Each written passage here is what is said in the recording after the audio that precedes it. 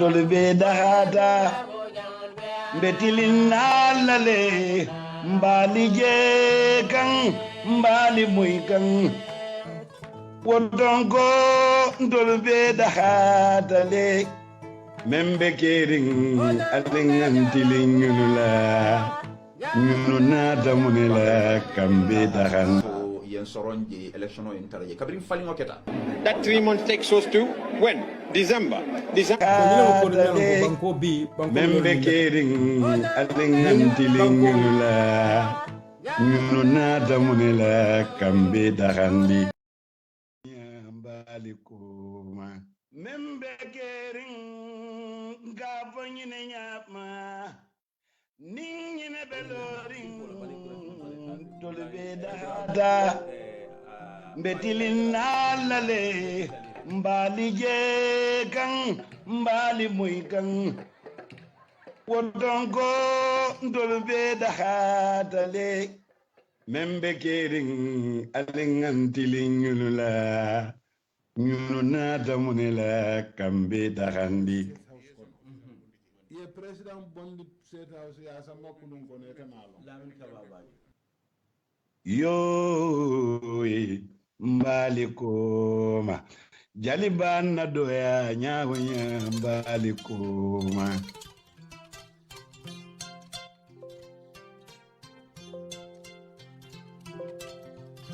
ye bamaleje sofa nyama bambo ye mayo kana kumbo iba munyano leti bari famu manso leti hela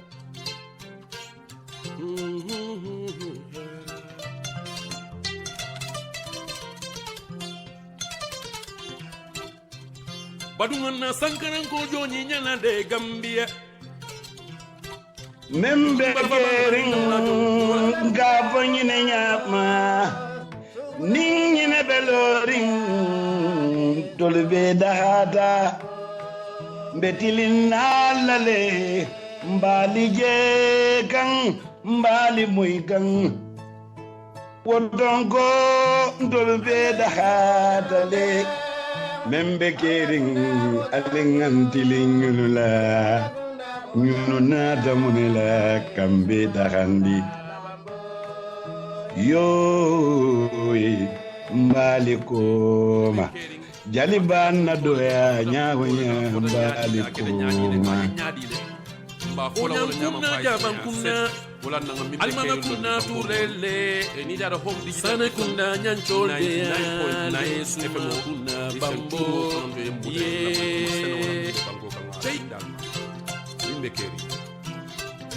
badunga brika masibika na mansol kumbode sangaranga Gambia musuman sa kefele la Afrika male nyame nya koli sumaya da Afrika ma tende nyama karan sumaya da banna karan sumaya da Afrika musuma kunda jemi nyana kara yela Gambia membe kering gavanyine nyapma ningine beloring tolbe dahada betilin nalale mbali je kan mbali muy kan wodongo tolbe dahada le membe kering alengantilin nyulula nyununa damunela kambe dahan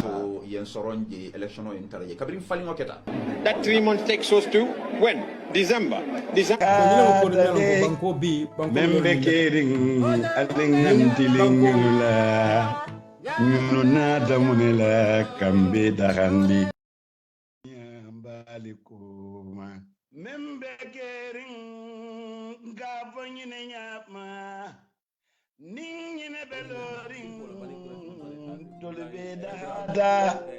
Do you want to get more value for your dollars? And if the fees you pay for your transfer also matter to you? Then ABS Money Transfer is your approved way to send money, nduga, cash power or mobile credit to family and loved ones in the Gambia. Sending money with APS is like sending SMS. Our service is fast, reliable, safe and convenient. We have all our services under one roof at APS. We give you competitive rate, low fee and more payout locations nationwide than competition. We provide instant cash pickup, home cash delivery, or better still, deposit money direct into your personal bank account in the Gambia and be in charge of who sees what sits in your personal bank account. Our APS cash service provides you with great peace of mind whilst you are on holidays in the Gambia. Should you run out of cash, you can use our POS for unlimited cash withdrawal with your European bank card. Just call us on 399-5264 for this service. Our unique and innovative Nduga service provides and delivers high-quality essential goods locally sold in the Gambia. You can buy food items such as cooking oil, rice, sugar, and other essential goods. You can also buy building materials to build your big and magnificent houses on time with our nationwide Nduga coverage service. No more going to the market. With APS Nduga, we let you concentrate on other important tasks while we take care of your Nduga shopping. You can send money from anywhere in the world to the Gambia with APS using your bank card, and our services are available 24/7 online. Our Senegal and other African customers can use our Worry service. Download our APS Money app today from Google Play Store or App Store. Call us today on our UK office number +44 121 64 33003 or on WhatsApp +44 790 402 8180 or on our Gambia office number 399 5264 or on WhatsApp on 399-5264. Better still, visit us online at www.apsinternational.com. APS is a service approved by you.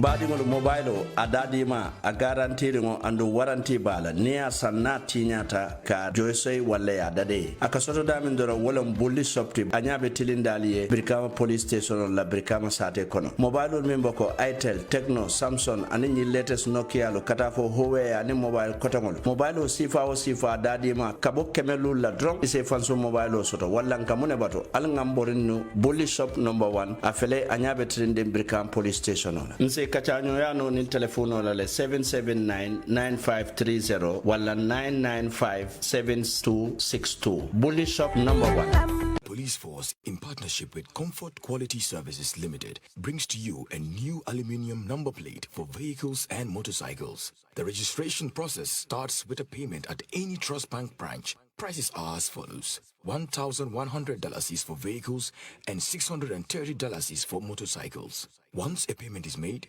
simply bring your receipt and car documents to Kairaba Police Station or Banjul Police Headquarters and have your new number plate printed within minutes. We also have registration offices at Basse Police Station, Farafenye Police Station, and Brikama Police Station. Comfort Quality Services also brings you a service at your doorstep for customers with 10 or more vehicles that want to replace their old number plates. Call us on 203-6437 or 360-8628 and our friendly staff will come and collect your payment and deliver the printed number plates to your doorstep. Replace your old number plates with our new aluminum plates that are durable, international organization of standardization quality, and with a 75% visibility at night. Comfort Quality Services. We answer to all.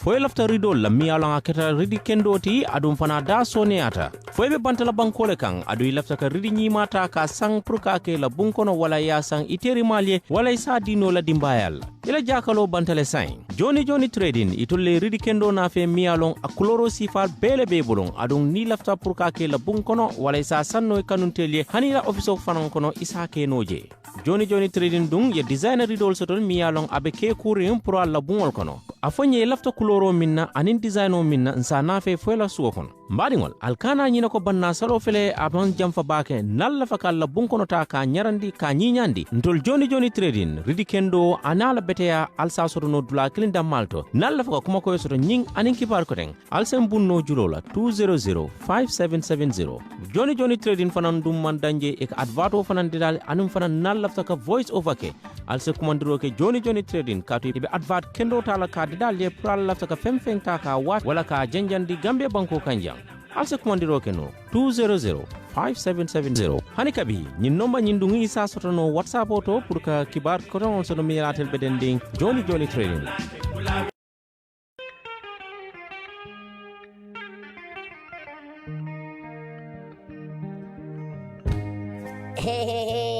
Jombas Boutique. Iko Jombas Boutique lo ngabale muntole ko Serakunda. Nal frata Hydra Plaza e Bunjango Santo itolbe wolto number 66 Serakunda Marseille kono. Iko etil bordel sotole bordel autrices melbota nang Australia. Jesner melbota France Paris. Leda bagol melbota Italy anen Turkey. Chenol sifa wo sifa melbota Dubai anen Thailand. Mark powder. Iman powder, makeup o asifa o sifa, spray ketal anim musutal, posol wala nying kalpe walti, waxol asifa o sifa, mbasan pirol, French laser anin samatol. Na lafta kuma koyo moyla nyinul beto, ali kumandi telephone hoto plus 220-714-3271 plus 220-351-8270 wala ali kumandi WhatsApp plus 33-65-245-31503 Badi ngolu Jombas Boutique wala nada de kalu da hande sako altolo musolo anin jongo malo wala ali ngamboni nuje Jombas Boutique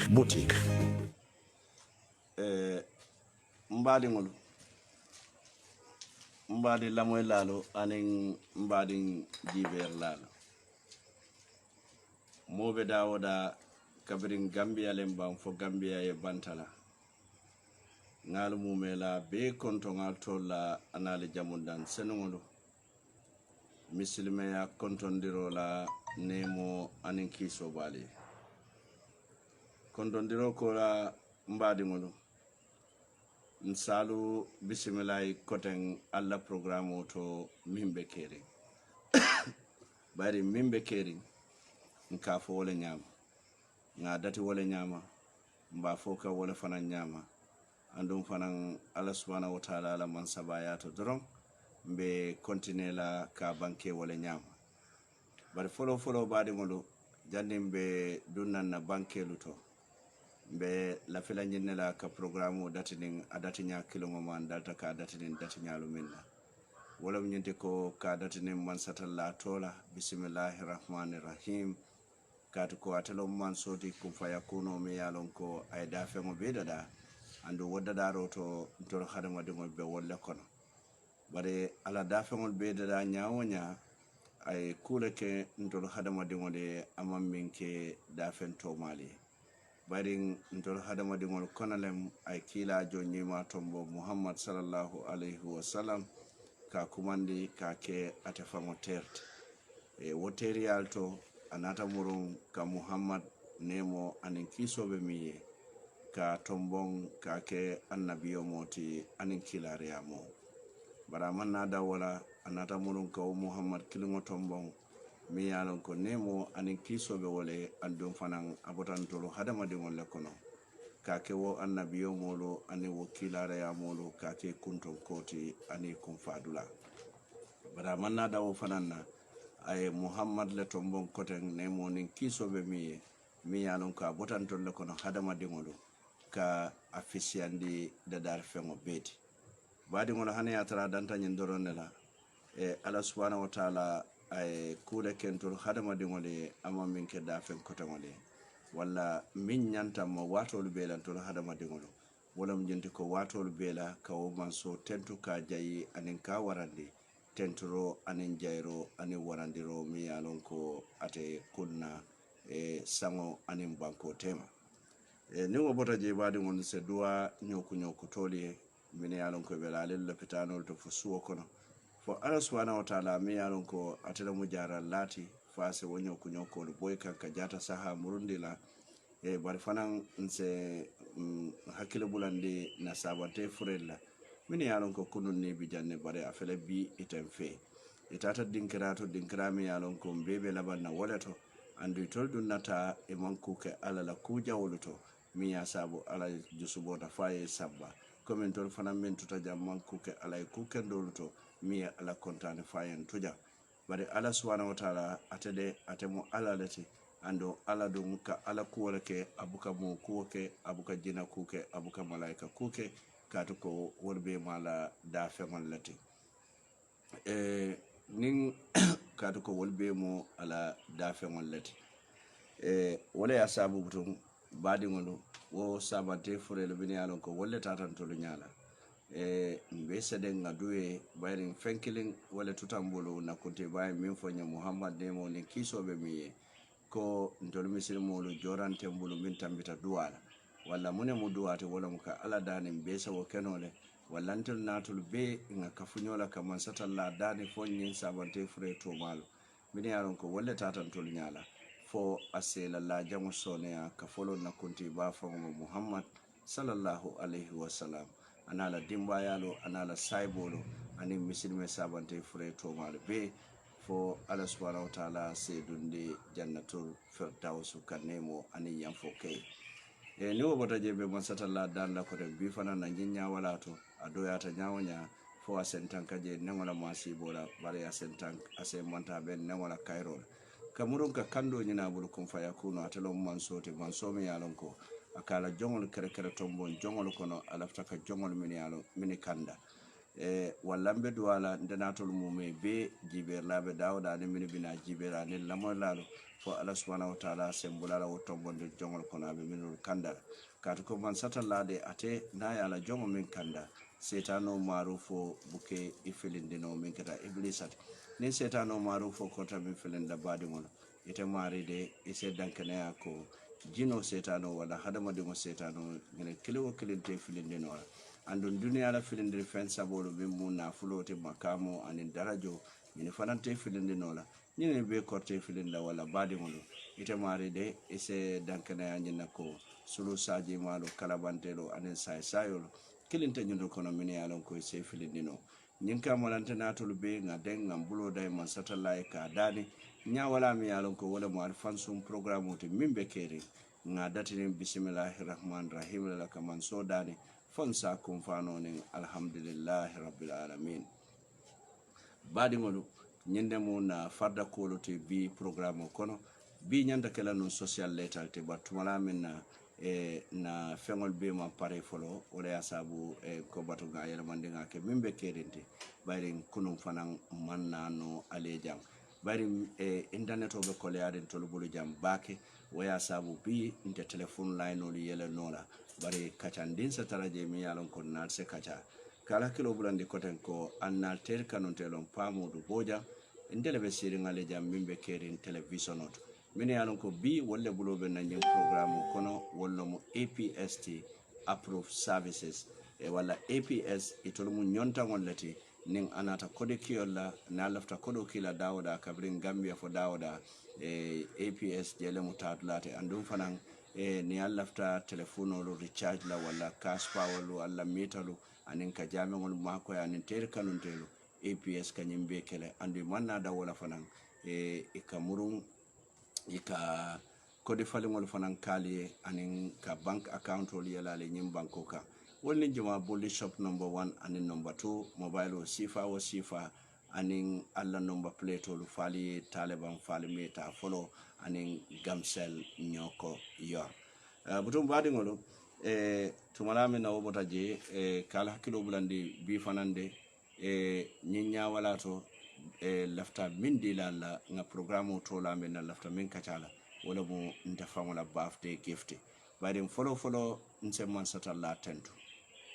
be man so tentu la tentu ro mi yalon ko tentu dan siri ngolon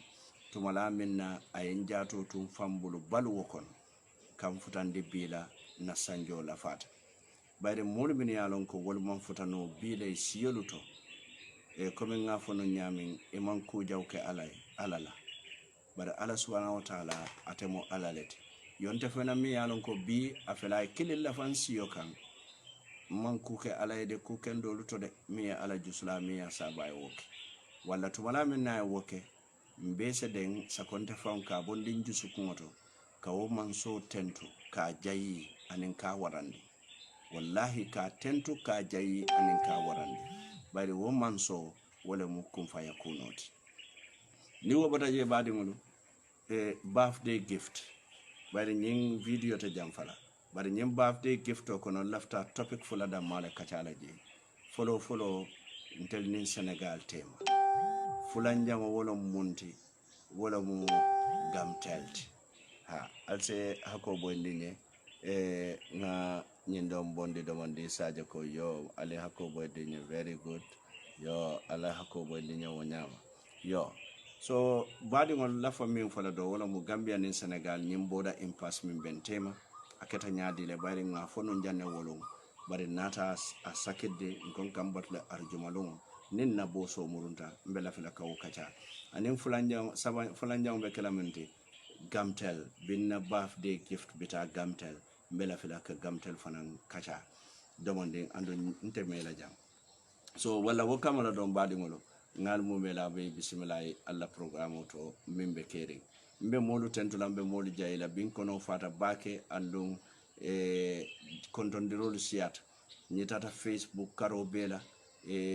telephone karo bela mobi ba fula pamodu happy birthday but unfortunately ndesan ntolu buka birthday celebrate but wonya social media mi yalon ko wodo dunia bela bantabati ifele yendum birthday celebration all buto malo mimbe kala bari nyentembo to kiyanko do natale enso sisela bari nte nyen sango dal sise doron sise bina karo bela jarankol natale nila sise bari bunkol natale nila siselo ani nyomin kol fana natale wonni fana nila siselo wala ngamra bi birthday be kala bintu birthday be kala sise do mo birthday lete walla nterol be dawoda kanuntel be dawoda hani fam mol min yalon koy kan criticize bake mbi be kumandila kada kanyem birthday ba enjoy mi yalon ko mbe sise mi yalon mbe obusulaje chicken wota do wala wodla da wato de bide bari binde fana ya chicken ole be don wala andon chicken o min be don wala ta kala siseti yaron baba blodi e nyenne fonye andon sonta nyenne la ko ako kaben kumandi sisela ako sifa fulalem dobi jele ka fomi sise comme sise wo balo be mu kuno lati katu ko munam wo katariya mennale sise kilo tay bi lokun ko tay yadom wo mu sise lati kuna jawolo woni bari ndebe minna wala me ka foni suse su kono sise wala musu seti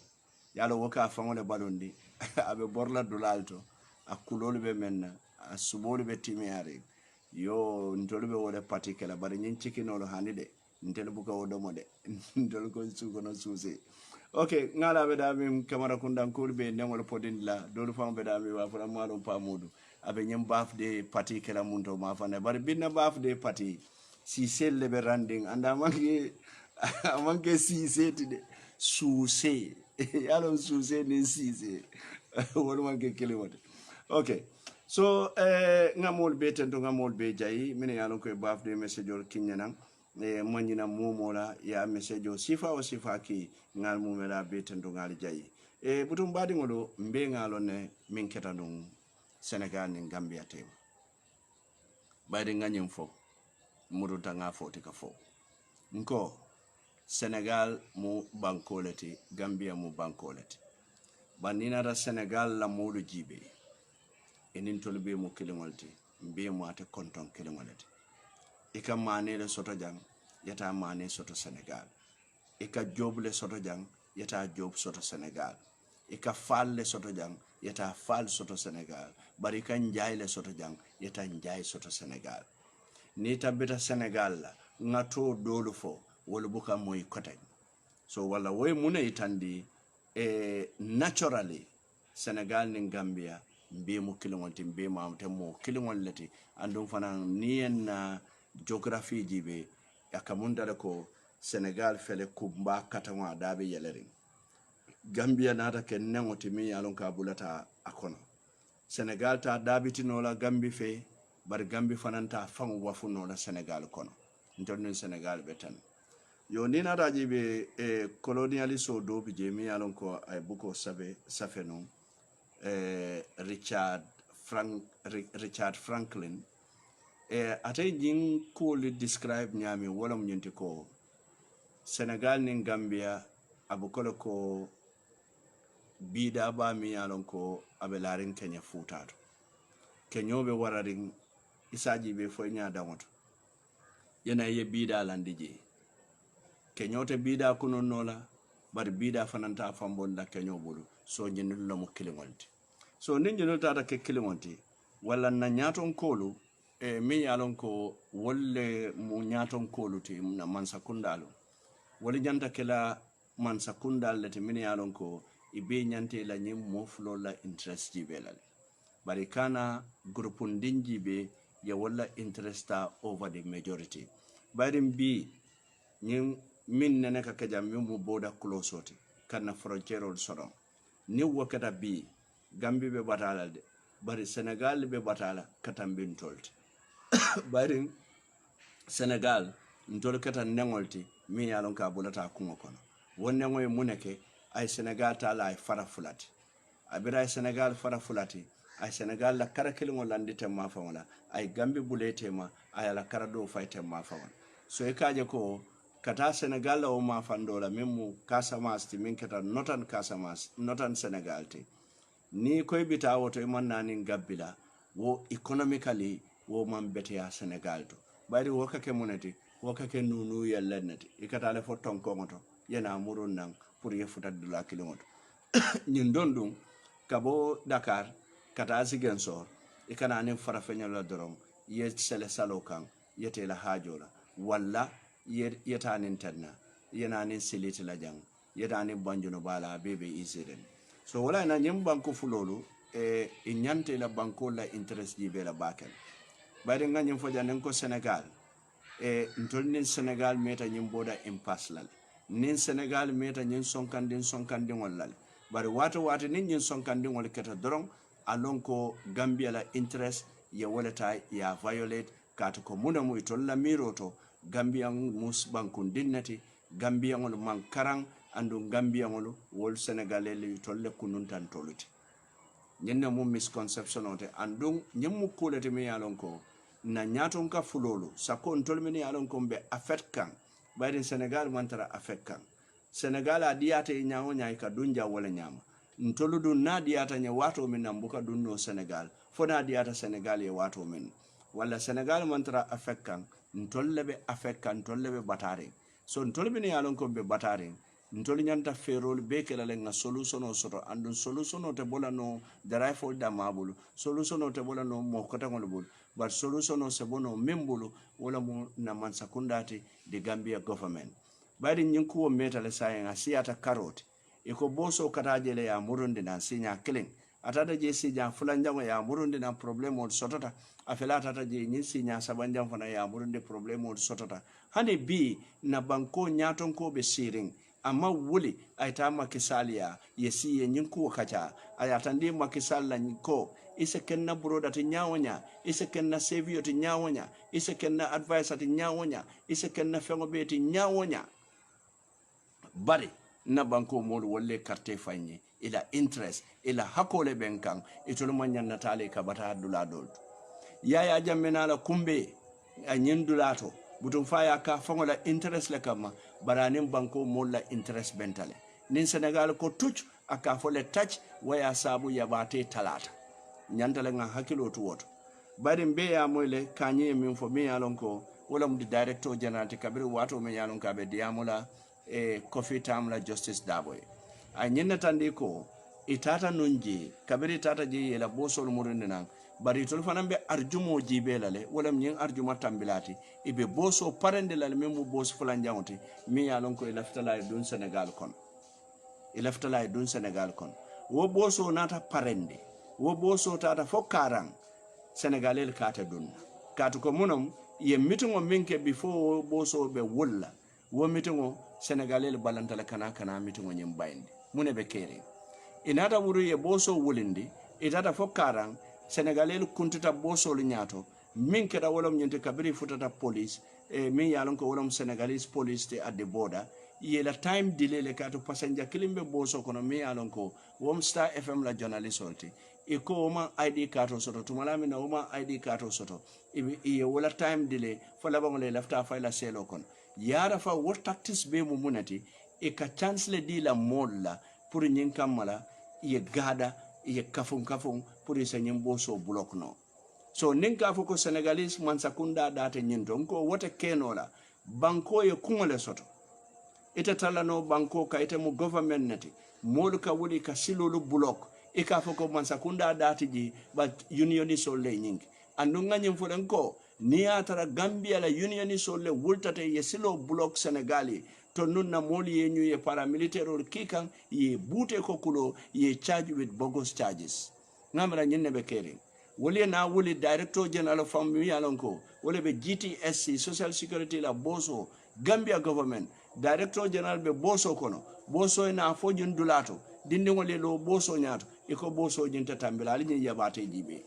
boso be murun nanang e murun taka boso bung fo boso dunda nan Gambia woni wobor bay be kungo nyinela pour mo kana barama Senegal la police post anin Gambia la police post ibe be nyobala jele bari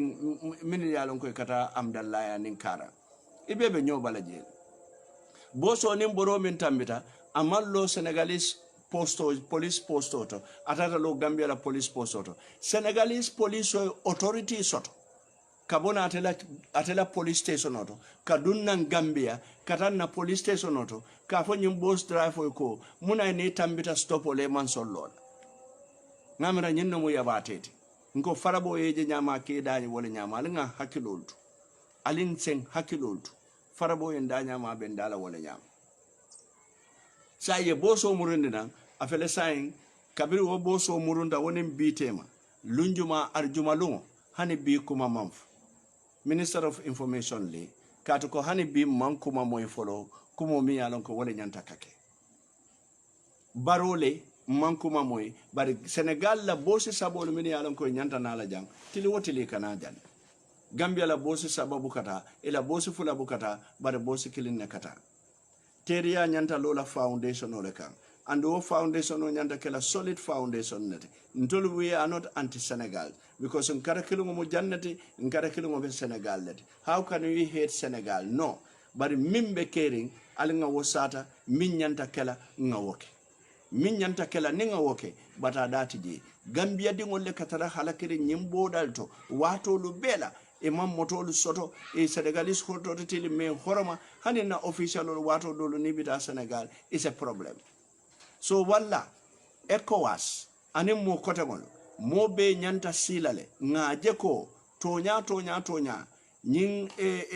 regional integration o ka minfo a first example o nyanta bola montol a first example o nyanta bola Gambia a nyanta bola Senegambia bari nina dajibe na fengo be ngachika ngabe di Senegal bi ngabe chika ngadi Senegal na ba ngachika ngadi Senegal na jabo be kana ni Senegal la na fenkotongol be kana ni Senegal la bari hani ye mani boto le sanjang walle sukuru boto le sanjang ikoy kasambe badi ne walle la mori ye kasamas jam fangoto ibe futala boda to dore ba tale bulu ngamira nyinom kote mine yalon koy be kerim be nyabe ibe futala boda to dore ba tale bulu so wallan sen hakiloltu ntol ma fo anti Senegal ntol man kudo fo do monding bari ntol kam min fo ntolka minfo wala munyenti ko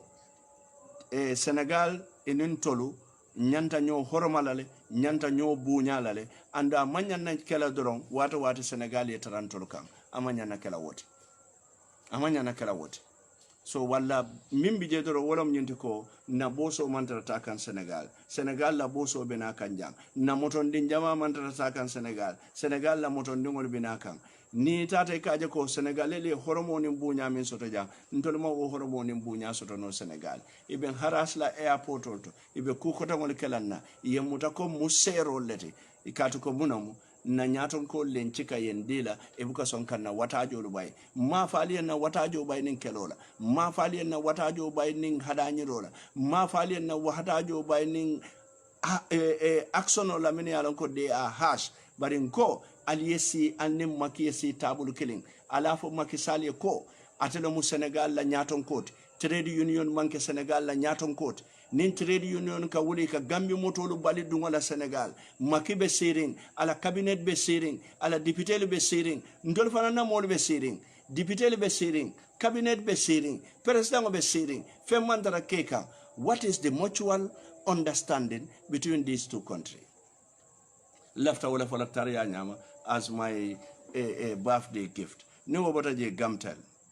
Gamtel Sadauda Kairaba Jawara, I gamtel Tunkang, I gamtel Molo Molo, I gamtel Londi, gamtel ya fango nafa, I banko nafa, I banko molo nafa. Yaya jamenata, I gamtel ke nisi yeroti, kadunga kota anala mirao, ka kekebo, faya keke bang.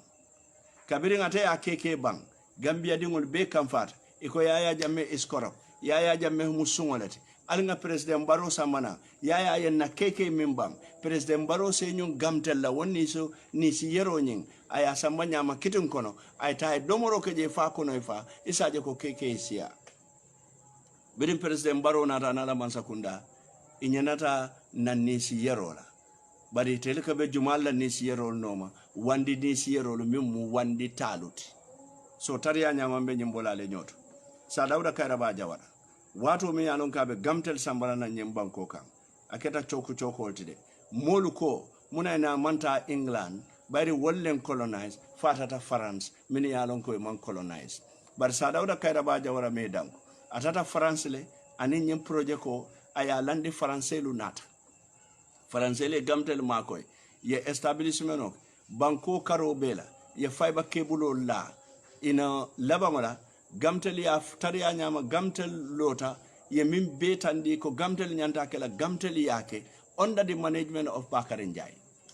gamtel lota fangoye ay tubabolu jusula France tubabolu fo labangole yen donto kodo minna pour ka gamtel lo inata muri o kodo bondi donto roto yake soroti ngamira nyanta nyenne kala mi yeso min keso walla min ke donto nibe do ku kendola wato dola ta fanka kontane ayela wodo ku kendo jibe akoy ko ngay ila julo min benna nga tuje ya ta sa Dawda Kairaba Jawara buneke biri atata fay gamtel londi tubabol na dame mu France tubabol inin na molu dunta nyobulu training keta anin ku ko dangol keta ye gamtel faham wato minna sa Dawda Jawara sabata ay gamtel tuwa fambul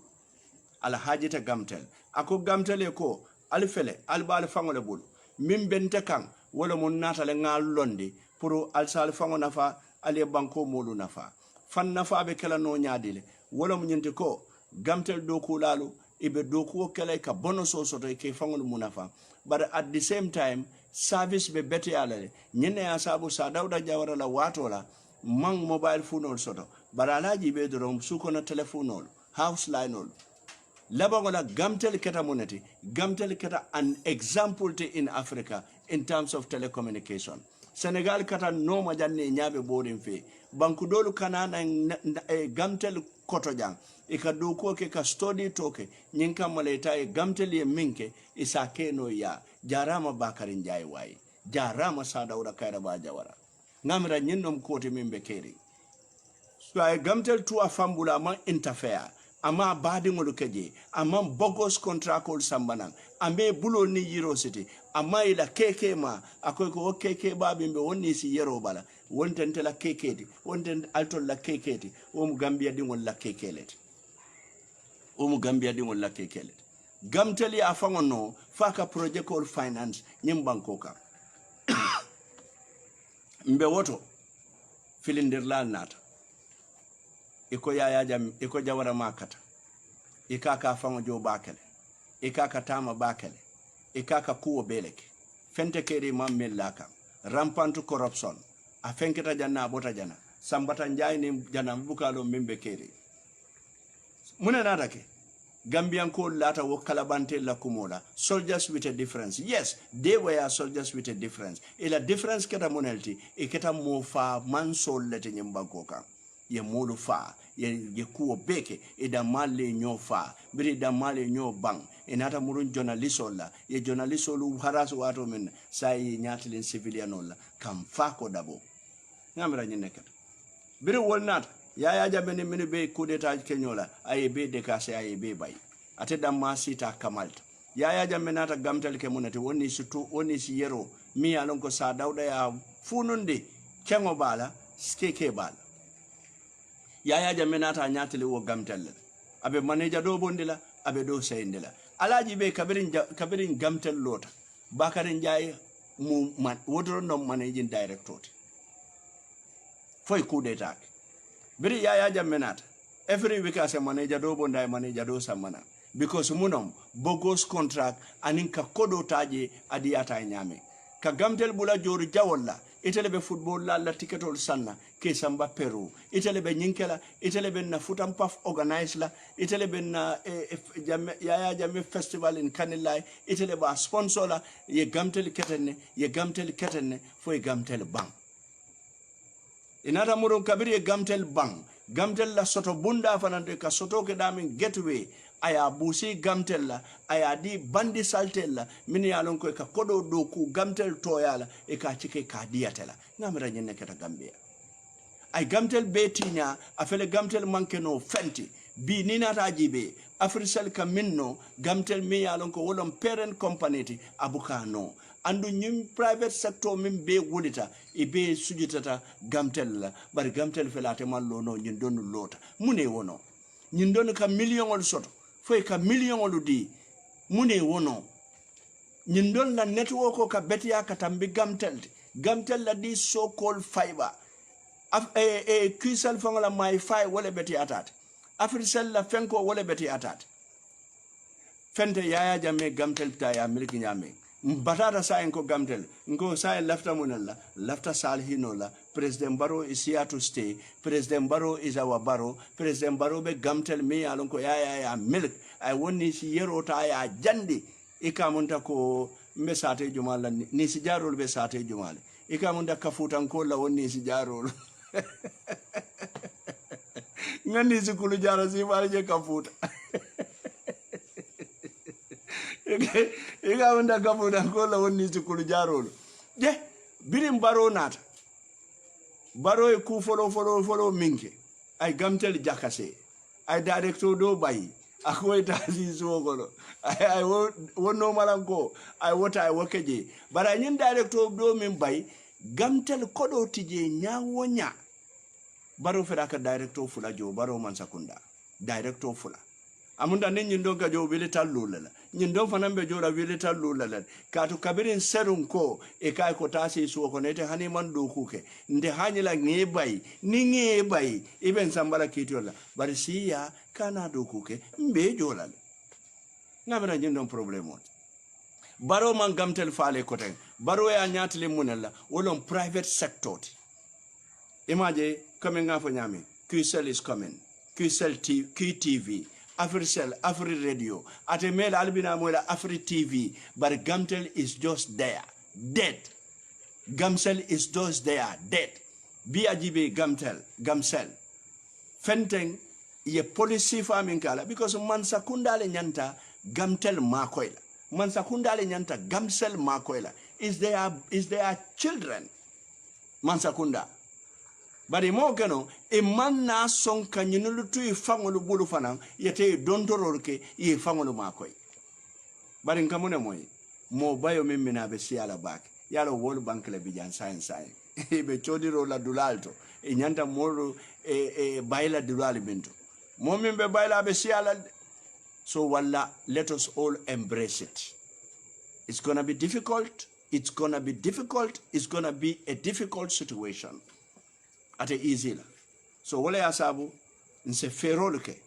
investor mini alon ko bijang investment expert mini alon ko bijang al nga ferol ke nga benda malu nga meeting nga kunke mfangola banku o banku ni la banku dingol date business oto fo banku dol wolle be business oto wallahi te banku la fantarando be kole alade ni me hakilo to sakona ke da sub-saharan africa konko le kete fa anin feto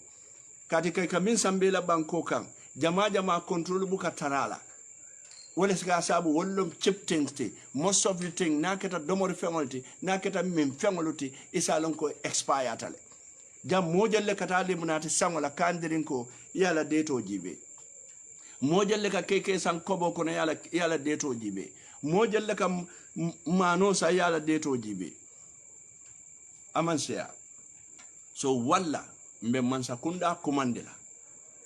to nyalo politiko diatale but let us focus at those things many alonko wolumu na necessity lete as Gambians na necessity lo wote gamtel badi ngola be mela nyinna gamtel tina fan sambala no ko de yalo mune bina laban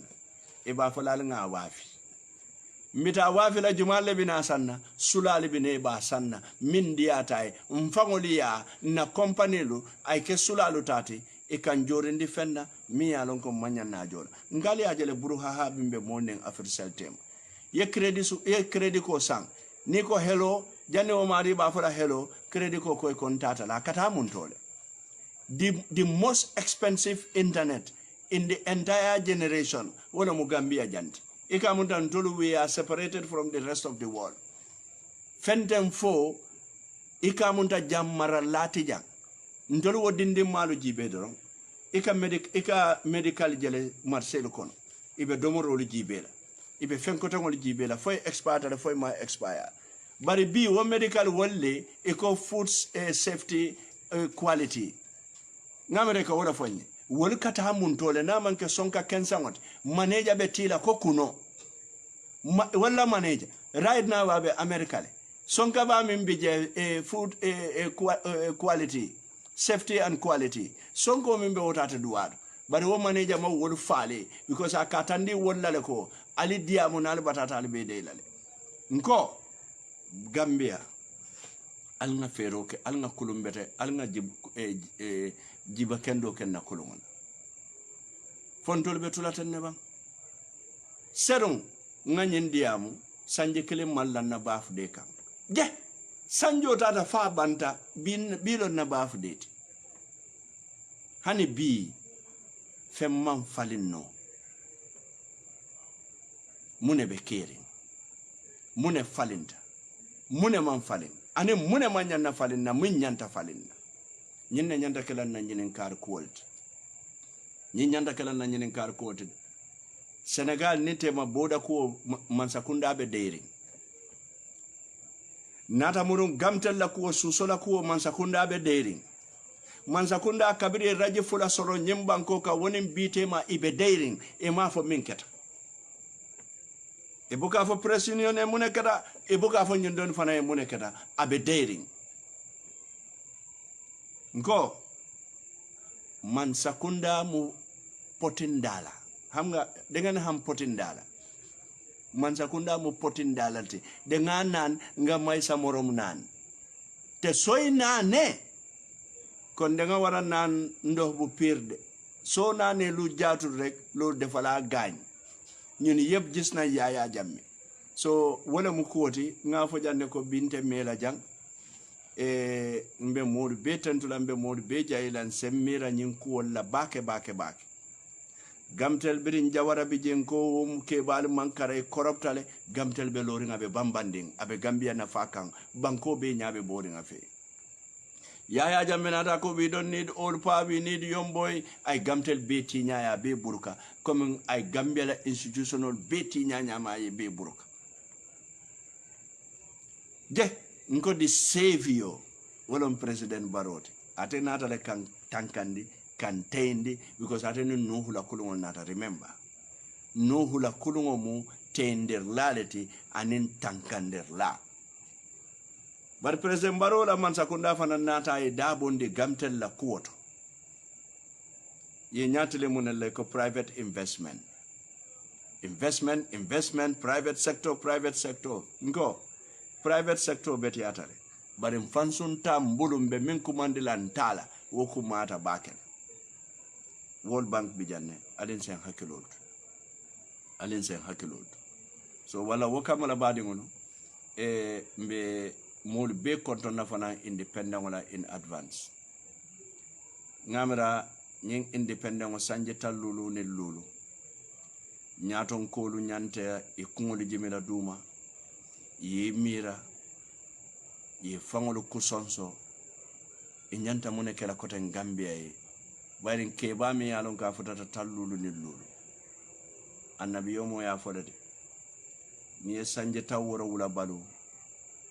ni e fendo lawo kam badin wala sanje taworo yo balu itala wato banta ni e fendo lawo ka wo mo harjeti be harje do mol Gambia sanje tallulu ne lulu balu wotuta jeli sanje lulu millata o ka wo mo harjelete wala nyaton kol abe dawoda do kulalo albe dawoda sako man sakunda barin ka moy jamman sakunda le safo banko fondin kel man la fi do ko wala atara man sakunda fango buka do ko wake nem man sakunda le ka do ko ke nyim banko ka banko ndimmi yalon ka bako Gambia abe yuryurren Senegal kono ko sa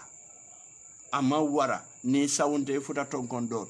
modu man na siya nin sango keta basay banjunun ko le ka moy ka kumbo nin sango keta brikama nyomin kolu jana hakalan gono wala ka kumbo banko be kame mbe bakelen fakelen enen Gambia dingo mi yalon ko Gambia dim piro long inata kacala aleta fo mondaro minute tan saba albe mammo killulong min malu teroti wala al badimo wala banko bimbe wonyama nin tolla nyaton kolu sobe yata nun ko jawara sobe yata nyame to nun sain ngan kodi batala to nya batamo alatide hani ni tata tubabu du fuar ya bije bari comme STM ke fuar ya alala ka okade bari jutunaya ifangole ka wosi fangola ntolu dun nga jutuna nga fuariya tale nga jutuna ya sim fangola jumade jutuna ya sinna wodo mu fuari kebado mini yalon koy ben kono nge tombon kon jikite lale itolle be kala nyi itolle be nyimban ko bondila itol tata si ye jiko bonda noto ngamera nyenne be keri wala woka mala badi ngodo binti ko be ngafo nyamente telephone o yalla network o mambete ya andu nali ajibe fambe sire bantale nyin kamala semi fi use no bare nden dunta bunkono doron wo fanna network ko katale so wo kamala don butumbe min kala do wolon kamol be tanto kamol be jayi ka jiberlal bang ani min yalon ko bina jibela abonta nyimu birthday kiflet do bi na social letter nyantana la bod unfortunately na internet of fana mantra bete are fone ala mbe news samala nin ala sonta ninna internet of bete ata isaje konsina ngamimbe kerim proper kali bar wakamala jiberlado ani fengo fe yalon ko ibe fe birthday la ye wish birthday la be duwa la nyam fana be duwa morundile la katandila ko alma nganyo wishing wati jamara alma mela dunia kono jang bari buka duwa alman kana fa bari kafule alma alay me dunia kono wala mbe alma mbe mela dunia kono jang kila woromod wala wakama do me man sota la tentula mba jayda mba warandila tenturo anin jayro anin warandiro mi yalon ko amandandula soto tumala min na bi fanande nyanya wala nga datinen ala toba sen wala nata kum fanin alhamdulillah rabbil alamin kaman so tentu ka jayi ka warande ni wobota je baade ngono kala kilo bulandi fanan ko bi de nyim programme APS wala ba a programme nyim koma wala fengo fe yalon ko be kodikyo le se fero ke ye APS kacanyo ya nyim kamala eto la kodikyo soniata bake anin bulli shop number 1 number 2 annater kan telon to kundugo pamodu boja ntelebe sirin jang John wala mutaku masimoto Angleterre wala mbal mumena betentura mbali jayila alala jiber ku wala anin albina lamor ku nyema min kira WhatsApp mba fala mobe ko ala baraka bake happy independence in advance happy fansoto bari fongam fango soto leba wala be kala na next program mimbe keri gasata wala nyam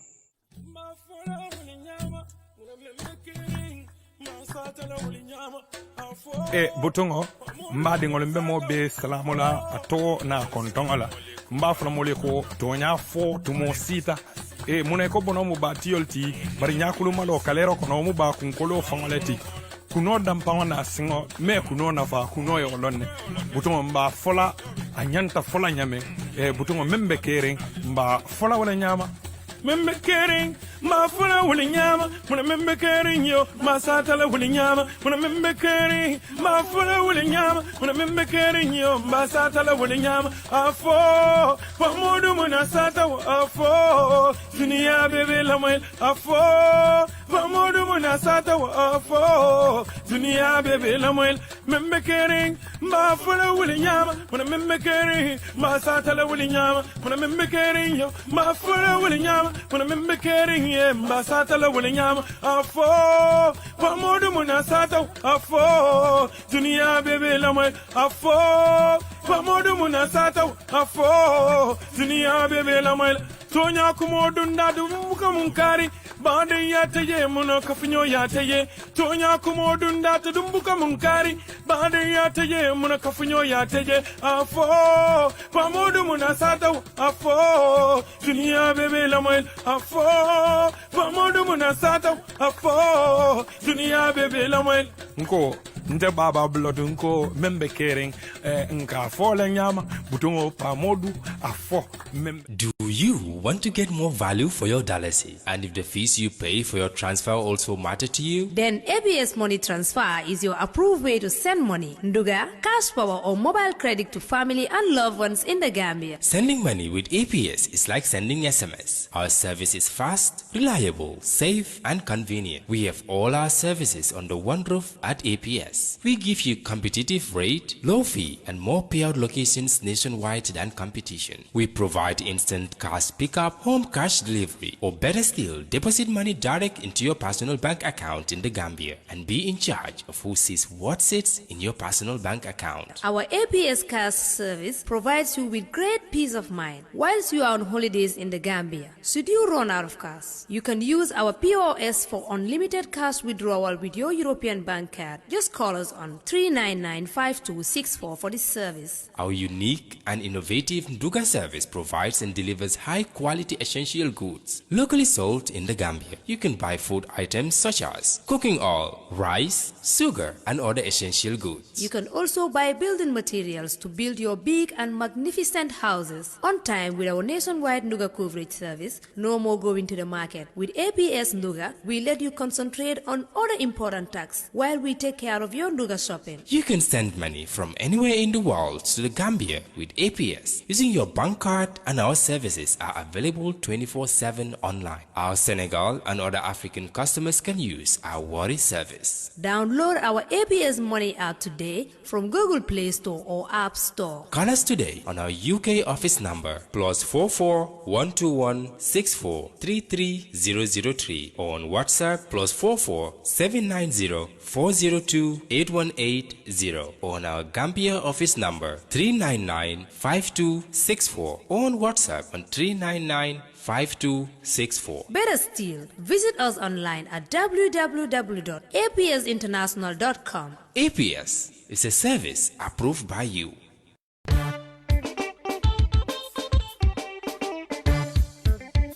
Badingol mobile adadima a garantiri ngo andu warranty bala niya sanna tinyata ka joysey walle adade akasoto damin dora wala bulli sopti anyabe tilindaliye Brikama police station la Brikama sate kono mobile min boko Itel Tecno Samsung ani ni latest Nokia lo kata fo Huawei ani mobile kotangol mobile o sifa adadima kabo kemelu la drop ise fanso mobile soto walla ngamune bato al ngamborinu bulli shop number 1 afele anyabe tilinde Brikama police station nse kachanyo yano ni telefono la 779-9530 wala 995-7262 Bully Shop number 1. Police Force, in partnership with Comfort Quality Services Limited, brings to you a new aluminium number plate for vehicles and motorcycles. The registration process starts with a payment at any Trust Bank branch. Prices are as follows. $1,100 is for vehicles and $630 is for motorcycles. Once a payment is made,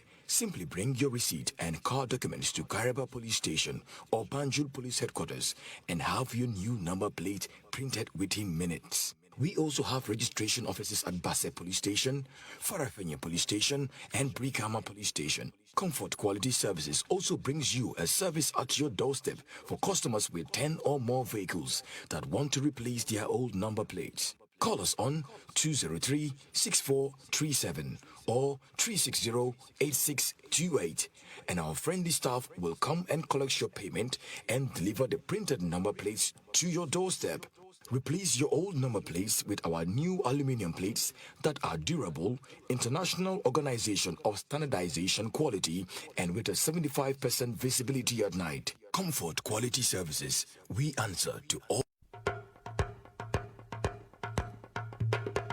foye lafta rido la miyalon aketa ridi kendoti adum fana da soneata foye be bantala bankole kan adu lafta ka ridi nyimata ka sang pruka ke la bunkono wala ya sang iteri malye wala isa dino la dimbayal ila jakalo bantale sain joni trading itolle ridi kendo na fe miyalon akuloro sifal bele be bolon adum ni lafta pruka ke la bunkono wala isa sanno kanuntelie hanila office of fanan kono isa ke noje joni trading dung ye designer ridol sotol miyalon abe ke kurin pro la bungol kono afonye lafta kuloro minna anin designo minna nsa nafe foyla suwo kono mbadingol alkana nyina ko banna salo fele aban jamfa bake nalla fakalla bunkono ta ka nyarandi ka nyinyandi ntol joni trading ridi kendo anala beteya alsa soto no dula kilinda malto nalla faka kuma ko soto nying anin kibar ko den alsem bunno julola 2005770 joni trading fanan dum man danje e advato fanan didal anum fanan nalla faka voice over ke alse kumandiro ke joni trading ka to be advat kendo tala ka didal le pral lafta ka femfeng ta ka wat wala ka janjandi gambe banko kanjang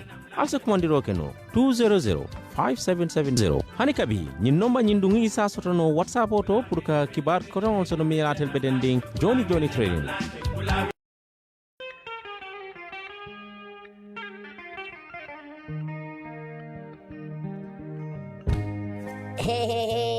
Jombas Boutique. Iko Jombas Boutique lo ngabale muntole ko Serakunda. Nalfrata Hydra Plaza e Bunjango Santo itolbe wolto number 66 Serakunda Marseille kono. Iko etil bordel sotole bordel authorities melbota ng Australia. Jesner melbota France Paris. Leda bagol melbota Italy and Turkey. Chenol sifa wo sifa melbota Dubai and Thailand. Mark powder. Iman powder, makeup o asifa o sifa, spray ketal ani musutal, posol wala nying kalpe walti, waxol asifa o sifa, mbasan pirol, French laser and samatol. Na lafta kuma koyo moyla nyinu beto ali commande telephone to plus 220-714-3271 plus 220-351-8270 wala ali commande WhatsApp plus 33-65-245-31503 badi ngolu Jombas Boutique wala nada de kalu da hande sako altolo musolo ani jongo malo wala ali ngambori nuje Jombas Boutique